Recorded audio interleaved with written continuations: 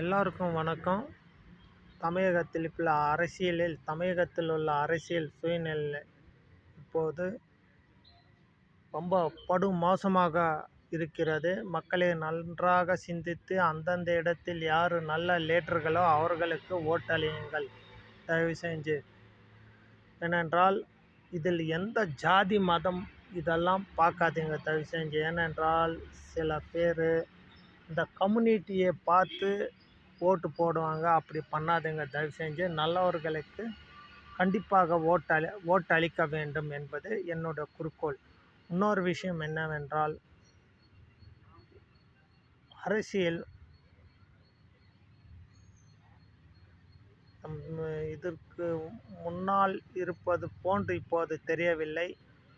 ஏனென்றால் எதற்கும் ப்ரூஃப் இல்லை.